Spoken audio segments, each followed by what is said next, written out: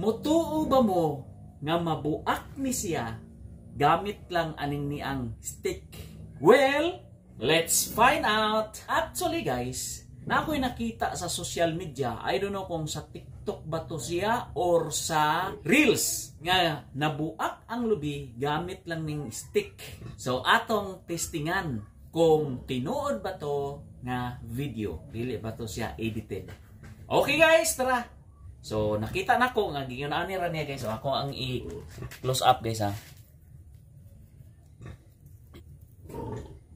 Yung ipalibot yan ni ana, ana guys, ano? Ana. Ana. So gingunaan na to niya guys. Nakita na ko atong ihugot gamay guys ha. Ana.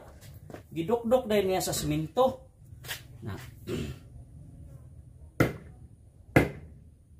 Uy, murag dili galing guys.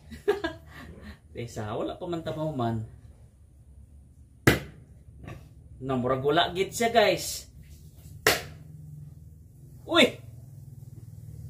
Murag effective guys.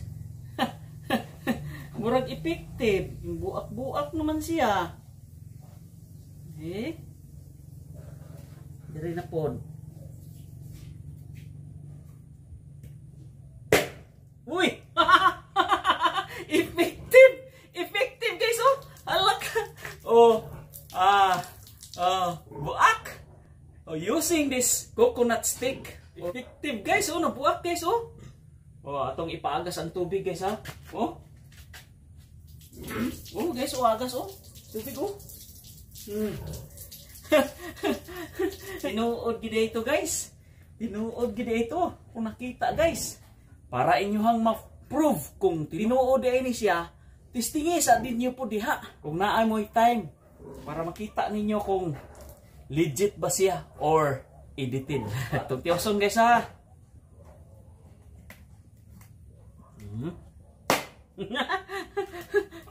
Guys oh. Alaka. Alaka. See? Tinuod gid ito si guys. So karon pwede ninyo testingan para at least makaingon mo nga legit. Tinuod. Alright? Proven and tested na siya guys. Unya, salamat sa inyong pagtanaw guys. Unya, palihog ko og i-share po ninyo ni siya nga video sa uban para at least makakita po ang uban, masayod sila nga naday laing pamaagi sa pagbuak sa lubi. Follow my Facebook page, R. Corgo Vlog, as well as my YouTube channel guys, RTC Core TV. Nya makita ta sa sunod episode. Bye!